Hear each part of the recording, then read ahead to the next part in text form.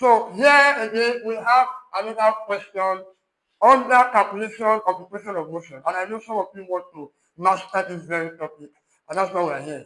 So this is a live class, as you know, and we are taking a record of the session of the whole class so that we can post online that everyone that come across it and is preparing for examination will also benefit. This is Mr. Brain, and this is Quickener's tutorial. This question is a JAMB question, okay? I did not state the year here, but it's a JAMB question. Maybe in the other questions, I will start putting the years. But let's dive in quickly into this question there. Now, a body falls freely under gravity, G equal to 9.8 meters per second squared, from a height of 40 meters on the top of the platform, 0.8 meter above the ground. The velocity on reaching the ground is, now look at this, let's take it gently, slowly, so that we can understand the question. That's the most important thing now. So, now, a body falls freely under gravity, that one is certain, from a height of 40 meters. From a height of what? 40 meters. Okay, let's start analyzing. So, we have a height of what? 40 meters. Hmm? Hmm? On the top of the platform, 0.8 meters above the ground. Fall from a height of what? 40 meters onto the top, onto the top of the platform, 0.8 meters. So it fell to another platform. It didn't fall to the ground. Hmm? It fell to another platform. All right. So now,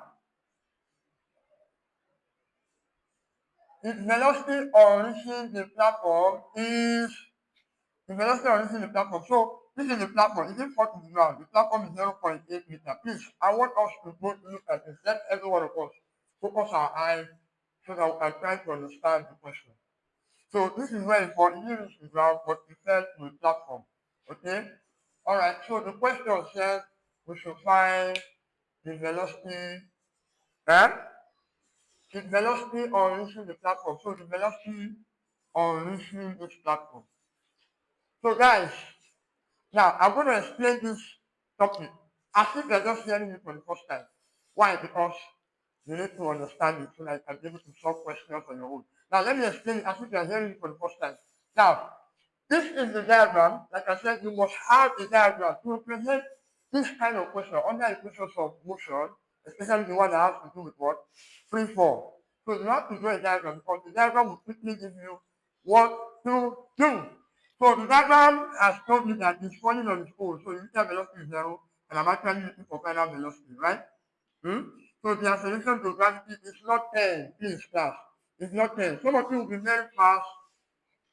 Some of you will be very fast. They just do question, just quickly put 10. Please, it's not all the time that it's 10.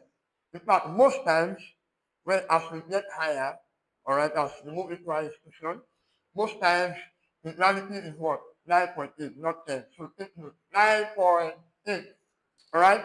So now we have all this, and we're looking for the velocity just before it hits the ground. Please, there are 4 equations of motion, and these 4 equations of motion are used under uniform acceleration. The word uniform acceleration is just a simple way of saying there is an initial velocity and there is a what? Final velocity. If we have more than these 2 velocities in between, it's no more uniform acceleration. Then you have to break it into 2 by 2. Are you getting me? Initial and final. Initial and what? Final. You get me now? That's what I mean by uniform acceleration. So there's an initial velocity which is 0, it's falling on its own. It's falling on its own. You did not push it down. Eh? So it's falling on its own, right? So that is what? 0. Then before it hits the platform, it has a velocity. Alright? As long as it's having an acceleration to gravity, this 9.8 meters per second simply means that every second the velocity increases for what? With what? 9.8 meters per second. Right? And so this 9.8 meters per second square means every what? Seconds it what? Increases for what? 9.8 meters. Alright, let's just solve the question. Simple, since we are looking for what? The height. So you just apply all the equations that have height, which is S equal to what? Write out all the equations that have height, I mean. S equal to UT plus or minus what? Half VP squared. Then you have what? V squared equal to what? U squared plus or minus what? 2AS, right? So let's revise this. Which one are we using? This is our height, this is our initial velocity, this is our time, and this is our solution to gravity. This is our final velocity, this is our height, initial velocity, this is our what? Our acceleration, and this is what? Height. So we are using the one that has final velocity. So v final velocity, when we write to it, we have v square equal to u square plus or minus. Are we using plus or minus? It's falling on its own, right? And as it keeps falling, the velocity will keep increasing. That means it's accelerating.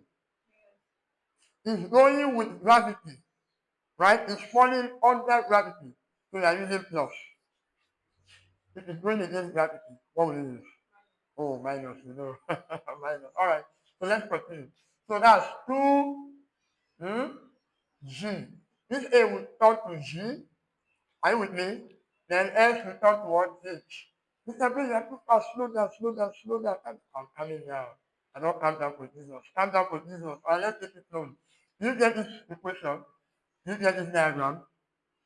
Rewind the video back so that you understand everything here because our answers has already showed up. So what's our answer? We have our final velocity equal to what? The initial velocity which is what? 0 plus eh? Plus what? 2 times what? 9.8. I love that.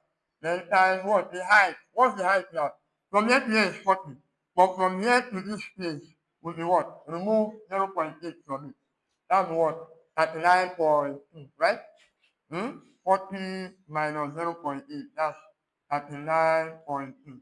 So 39.2 here. So when you press calculator, what is our answer? This times this. What's our answer? Our answer is what? Okay. Our answer is what? 768.32 meter per second. Is that correct? Hmm? Okay. So now, for those of you that are still watching this video by now, I want you to assume that this fall now, this object did not fall to the platform, it fell to the ground. So if it fell to the ground without this platform, what would be your answer? Let's see if the answer is in the option because this one now, the answer is there. The answer is in the option. So if it's falling to the ground, let's see if the answer is in the option. And if the answer is in the option, which is looking more like this one, I'm suspecting this one, but just check, confirm, okay? So if the answer is in the option, then it means that even them want to confuse you so that you pick the wrong option. That's what they are doing. They are in business of doing that. And guess what? The answer might not be in the question at all at all. Yes. The answer might not be in the question. But if you know what you are doing, please, my own advice, leave that question and move to the next one. So you solving and you are not seeing the answer means that you are correct. You understand? Because you did not pick the wrong option. Thank you.